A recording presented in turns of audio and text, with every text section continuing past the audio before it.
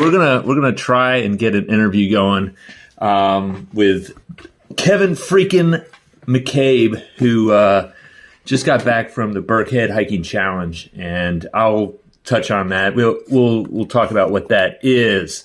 But Kevin, how are you feeling, man? You were out there for almost 30 hours, and I know you haven't had any rest yet. Right. So yeah, just give me some feelings of what's going through your head right now. Yeah, I mean, I'm pretty tired. I'm really glad I did it. A little frustrated with how things ended, because just being that fatigued, you start making mental mistakes, and that's the whole name of the game is staying on point. So things kind of took a lot longer than they needed to. But, aside from that, just getting it done was really rewarding. Super impressive what you were able to do. I know that you lost some time. The headlamps crapped out on you, so you had to force to nap. You lost a couple hours there at least. And then, you're looking around for that last cache, which sounded like it was a doozy. So, full disclosure, I was watching you on your tracker up until you surpassed how far Carl and I got, and then I was like, "Well, I can't look anymore." No spoilers for us, because I'm hopeful that at least myself, but I think Carl as well, want to get back out there. It looked like you were on a really good streak there for the first two, and then three. What the heck happened there? Oh, yeah. So 3 is when basically the resolution of the map kind of bit me in the butt. So, gotcha. Just the scale and, basically what it boiled down to is that the map is just so big, and the features out there are rapid in change, so a lot of the details get missed by the map, and so you can actually be in an area where, if you forget about the scale of the map, looks almost identical to what's on the map. Yeah, parallel features. Yeah. Well, no, not even that. Just like a trench might look like a reentrant on the map, and then if you have 3 of them in a row, they look the same.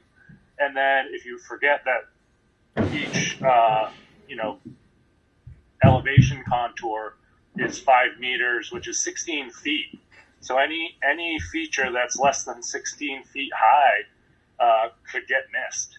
And so basically what it boiled down to is I came through some really heavy underbrush, and I was looking to climb a really tall mountain, and I ended up on the some spur, and it was a significant amount of climbing, but definitely not enough. And so I was going up and down this spur trying to figure out where things were, when I was supposed to be 2 spurs down or something like that. So I was just looking at the map wrong, in that everything was there, only it was much smaller. And until I kind of got on this Jeep road that wasn't even on the map, and I could look back to the east, and I saw that the mountain that I was supposed to be on was almost a mile away. I was like, oh, I never even got there yet. So that's my problem. And so then I just beelined it straight over to the mountain, climbed to the top, went down, and found what I was looking for. Yeah. I saw that on your track that you reattacked from the ridge, which seemed like it was a very worthwhile a tactic for you, and it seemed like you had to use that again going for 8, which was kind of in that general same region, which is the Thornburg Farm map, which carries with it some complications just in the mapping. There's non-georeferenced features on the map, and it's the best that we could get, right? I totally understand that the resolution of the map was kind of crappy. But it seemed to work for you. It seemed like you were able to make that map set work, which is pretty awesome. Kind of going into April, what is it? First weekend in April, we're going to basically do a repeat of what you missed in December. Wish you were there, but doesn't matter because you got it done now. I mean, like when we came up with this, we had no idea, or I had no idea, like what was going to be possible. I thought 24 hours would be a stretch for anybody. But I think, if things didn't go poorly for your headlamp situation and a couple other things, you probably would have gotten that in 24 hours. What do you think? Oh, yeah, hands down. I mean, I think even someone who's like in better shape than me, like maybe a John Kelly or something, could probably even do that in the daylight hours. There are, like, I think 24 hours is a good challenge because it's hard and you have to, it's interesting because at night your navigation style has to change. You need to really know exactly where you are and try and find multiple attack points for these things so you can zero in on the spot, because a lot of these things are actually kind of easy to find if you're within if you're in the area for the most part. The only one that was difficult to find was the last one. But if you're not in the right area, it's not like in orienteering where you have a bright orange flag hanging from a tree. You're not going to be able to see it from 20, 30, 40 yards off. So, finding them can be a challenge. But like I said, if you operate, and that's why the map worked for me, is what I did is I just changed to operating off of like points that I could identify and I knew exactly. So I did end up using the trails a lot more than I normally would if it was like orienteering or something like that, because if you're trying to like take a line off or attack off of a spur or maybe like off of a re-entrant, like there's some wiggle room, right? Like if you're at a trail intersection, that's a trail intersection, or if you like are at the peak of the mountain, that's the peak. So attack points. Those are points. Yeah. And actually, I tried to use some of the other geocaches as reference points. If they were available, because they're that close together, or sometimes, or. Well, like there are some areas where there just isn't a whole lot of identifiable features, so you got to use what you got. Like on the you're talking about like on the eastern side of the map, like where there's just like it hasn't been mapped at all for like orienteering purposes. There's just the contours, basically.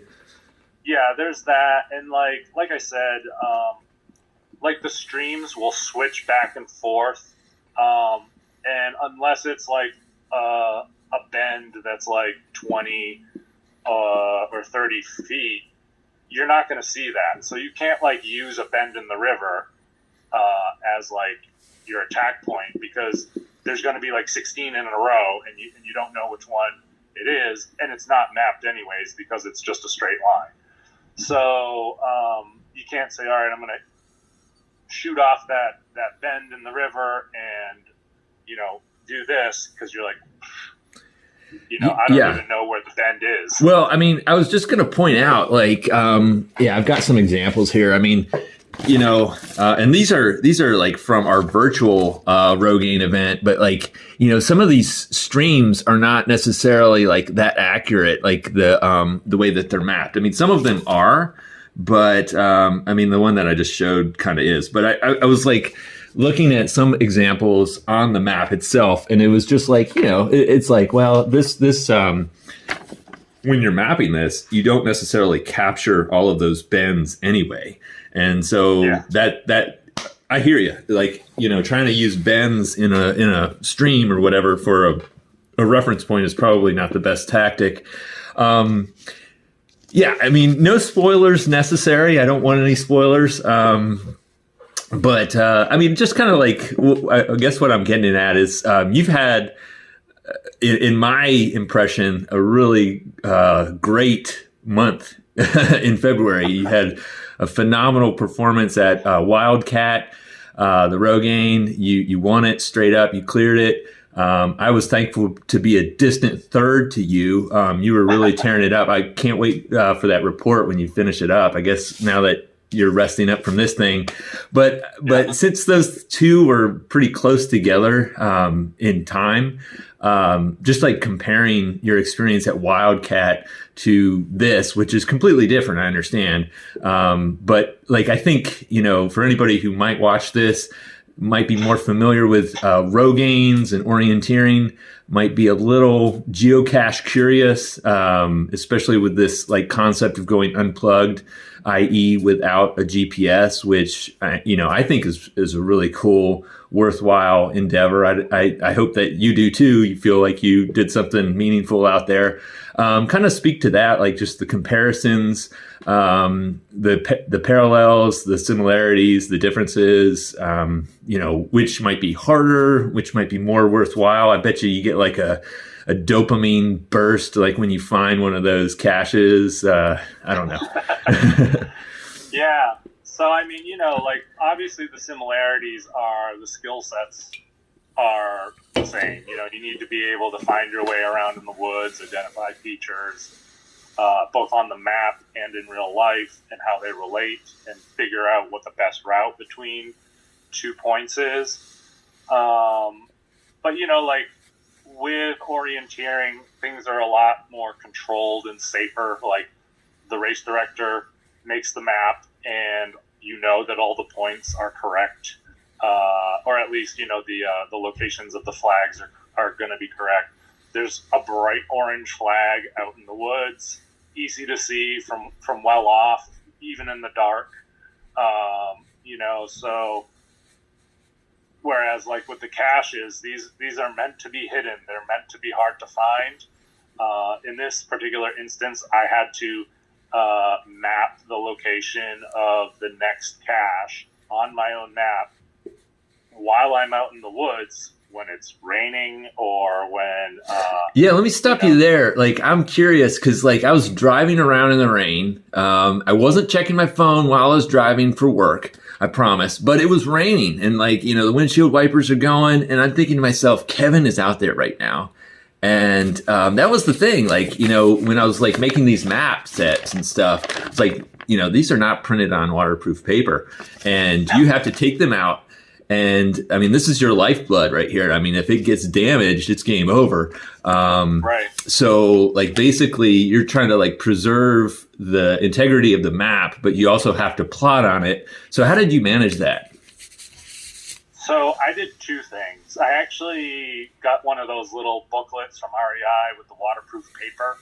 And at every cache, I would write down the coordinates so that I had like the actual coordinates. Because there were at least once, possibly twice, where I had misplotted the point. Because the difference between, say, a third of a square versus a quarter of a square doesn't sound like a lot, but it could be like, these are feet. Yeah. So like you could be on one side of a stream or a trail, or heck, even in the other side of a reentrant, and you're searching one side and you can't find it, and then you go back and you look and you say, oh, well, maybe that should be shifted just to the other side of that. So and you're replotting?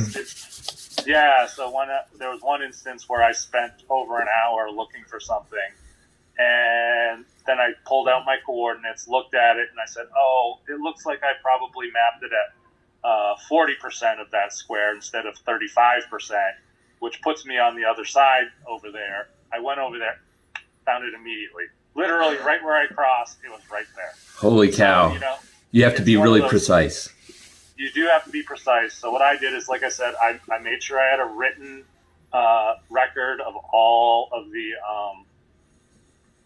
coordinates, so that I could reference them if necessary to, because if if I misplot something and I don't have those coordinates, all I can go on is that circle that I drew. The other thing that I had was like one of those waterproof bags, and I had all my maps in there, and I would actually reach my hand in with a marker and mark them like that, which made it hard, especially at night when it was raining, because the light was shining on the water, on the paper, and I can't really see through down to where my pen tip is. So that's kind of how one of those misdraws occurred. Oh, I see. So were you using a pencil or a pen, like a fine point? I used a Sharpie. Really, for plotting? Yeah. Wow. Yeah. So that, I mean, I kind of liked the uncertainty because it kind of meant that I had to search this radius. I had to at least, and it gave me a little bit of leeway as far as the plotting went, because it could be anywhere, like with the orienteering circles, so, it could be anywhere in there. I mean, okay, this is a 1/15,000 map that you were using, just so everybody understands. And the squares that you're talking about are 1/10 of a minute grid pattern that I painstakingly put on this map. And we're talking about like 150 meters on each of those squares, which are really rectangles, by the way. It's projected, just how it works out. So it doesn't leave much wiggle room, like you pointed out.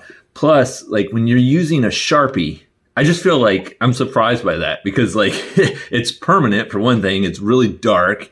And I just feel like it's like, I mean, I guess you could just put a little dot on there, like a tiny little tap, and that's all you did. Okay. You're not like mushing in there and like making this big old impression because I feel like you're just trying not to delete essentially or redact information on this document, that you might have to come back and look at later, so yeah, interesting. Well, I mean, appreciate the insight on the technique there, because you had the extra challenge of precipitation, which unreal. But back to like kind of unpacking this. You're doing a good job of describing like it's different from the orienteering aspect. You get punished for being sloppy. You have to be really precise with the navigation. So I think that's something that is worthwhile. It's obviously slower. Yeah. And so that was actually the biggest thing, the biggest difference for me is that, when I did the Wildcat, I did a lot of just reading the map, and I used my compass maybe 10% of the time just to make sure that I was headed in the right direction. But then I was like, okay, that ridge will take me over to that road, and then I'll just hop on that and follow that trail and then climb that re-entrant, and I'll be there, right? And so, with the flags, it was easy because I could see them from, and it was all during the day as well, so I could see them from like 100 yards off if there was that sort of visibility. With this, I definitely had to break out all the basics of orienteering. I had to use, I had to take bearings. I had to re-attack from multiple different locations so that I could like triangulate where this thing should be. I actually counted steps for like the first time ever out there. Was that at night? Mostly at night. Yeah. But even into the second day when I was getting tired and I couldn't keep track of how far I'd gone, I was like, okay, this looks like it's 100 meters, so it's going to be about 100 steps. So, that's just trying to remember where I am. One time I was out there and I was like, okay, I know it's down there. And I'd actually been trying to like gauge it off of the elevation, the contour lines. I was like, so it should be 30 feet down, but I was still missing it. So I went all the way back up to the top of the hill and paced out 150 paces, and the cache was to my right by 8 feet. So and it was definitely not a feature that I would have picked out. So, because the whole area was just feature rich. Yes. So, no, I hear you. Trying to find the needle in the haystack, it was just right there. And there was another time where I took a bearing, but I didn't count my steps. And again, I was trying to triangulate, so I came through and I stopped at a tree and I took my bearing, continued on, and I ended up, going down. I couldn't find it. I circled back, and I was like, I know it's got to be around here somewhere. And I literally came back, like I was looping back around to try again, and it was in the rock, literally 3 feet from the tree that I took my bearing to. Like, if I had counted my steps the first time, I would have been like, it's right here, and I could have just looked and seen it, but I had to go circle around and try it again. Wow. Yeah. And I mean, you maintained your composure during these, hiccups, or? Yeah. I mean, it was a learning experience for sure. You were definitely focused and stubborn to like gut this thing out. I mean, talking to you leading up to this, you're like, oh yeah, I'm gonna do the whole thing. So you went into it with the mindset that you weren't quitting, which I find very admirable. Obviously, you got it done, which is super impressive. Yeah, I think, for me, I was just intimidated. I kind of, when it got dark, I was just like, I don't know if I'll be able to find this. I also, was struggling for a while on 8. I couldn't find 8, and that's what I have to go back for and find that one. But I mean, I know where it is. I think I was right on top of it, but it just got dark on me. And when the curtains closed, I was just like, we're done. I mean, I felt like it was going to be impossible, but you proved that wrong. Definitely at night, it's a whole different ball of wax. Like I said, fortunately, a lot of the ones that are beyond 8 are a little easier to find if you're in the vicinity. But there were a couple of times where I just got lucky. Like like one of them I spotted as I was circling back to reattack. Like I'd gone too far. I hadn't counted my steps, and I was climbing back up the hill, and I was like, "Hey, that kind of looks out of place." Went over, and there it was. Nice. And so that one I kind of lucked out on. Yeah. And then the next one was the one where I counted my steps, and it was right there to my right. And then what happened on the next one? Yeah, there was just so much that it was like I was having a problem where I wasn't putting everything together at the same time. Oh, 12, the next one, 12, was the one that I had misdrawn. So there was all these little things, like each step was crucial, and by not putting them all together at the same time, it cost me a lot of time. So yeah, I feel I definitely feel like a lot of these things are more obvious than you'd think, but they're still hard to pick out of the vastness out there. So if you're right on top of them and you look at it, you're like, oh, that looks out of place. But if you're just like walking by, you would never notice it. Yeah. Yeah. Well, that's good to know that they're all still out there. I know that you're at the end kind of wondering about the last one, if it was still out there, but you found it. So that's awesome. They're all intact. And they're still out there for other people to go out and explore and find, which I think is great. What an awesome challenge put together by Ranger Fox. You give it a thumbs up? Yeah, definitely. It's one of those things, though. It's a huge challenge, so it might be intimidating for a lot of people. But I'd like to see more people at least give it a try to see if they can do the whole thing, because it's interesting because you really only get one chance to do the whole thing. After that, you're going back and you already know half the course or a third of the course or whatever it is. So well, it's not the same. Yeah, you could. Well, I've got to like defend what I've got going on. You could go back where you left off and just do it in like 2 stages, right? Right. For sure.